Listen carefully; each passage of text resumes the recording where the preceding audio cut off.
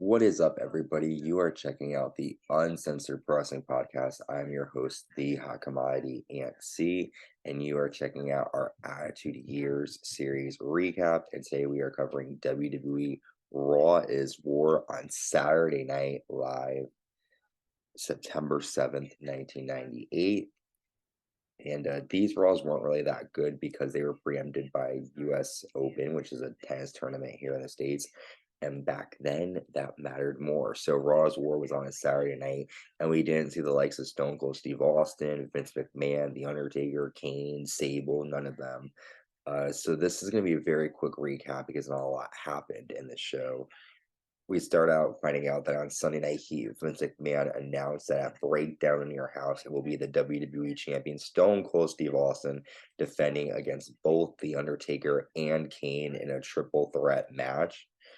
And then we start with our first match of the night, Edge taking on Double J Jeff Jarrett.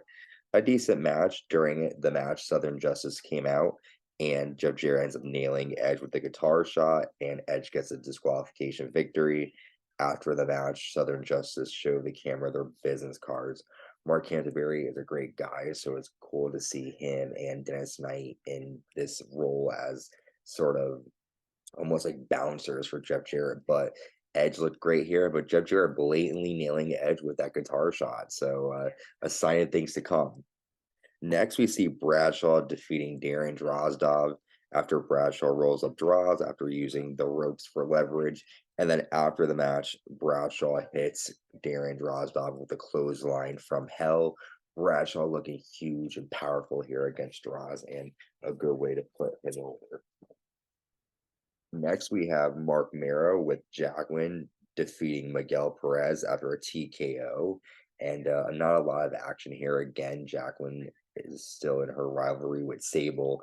And again, a lot of these matches were just put on as filler. Next, we have DOA taking on the Oddities with Luna and the Insane Clown Posse. There's a scene where Jerry the King Lawler has Cartman doll next to him, and there's a crown on top of Cartman's head. That was cool. During the match, the top rope breaks, and because of that, Insane Clown Posse made the attack, causing the DQ victory for DOA. But after DOA lay out Insane Clown Posse, again, a lot of filler stuff taking place. We then see The Rock coming out, and The Rock says, I beat Triple H from pillar to post at SummerSlam. I will be the People's Champion forever. I knew I was gonna get an ass whooping last week, but Kane's got another thing coming if he thinks he will get away with choke slamming me.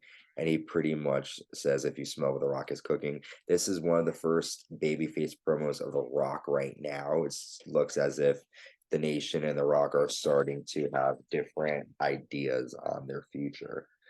We get a replay of the SummerSlam 98 Lions Den match between Ken Shamrock and Owen Hart. We then see Southern Justice defeat Too Much after Mark Canterbury nails a problem solver. Decent tag action there. We then see Vader defeating Dustin Runnels after Val Venus walks out with a sign that says, I have come. And Vader nails a Vader bomb after that distraction, and Vader gets the win over Dustin Runnels. Al Snow then comes out through the crowd, and Al Snow says, everyone loves Head.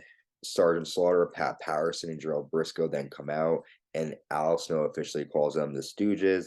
He plays which Stooge is right, and then he ends up hitting Pat Patterson in the balls with Head and runs out of the ring. So there's that segment. We then have the European champion D'Lo Brown and Mark Henry taking on the Headbangers. However, the match ends in a DQ after China runs down and attacks Mark Henry again. And the referees have to try to stop China as well as DX. And China is not playing with Mark Henry here. And then we get our main event, DX defeating Kaientai after X-Pac lands an X Factor on Taka Michinoku. The match was so short that Triple H kept on his hat, and he ended up making a female in the audience pull her pants down, and she was revealing a thong. So that was pretty much it for Raw Saturday night. Not a lot happened here. But next week we're on the road to Breakdown. We're back live on Monday night. So Raw's War is going to get better, but this is it for this week's this week's edition of the Attitude Years. Stay safe, everybody, and stay uncensored.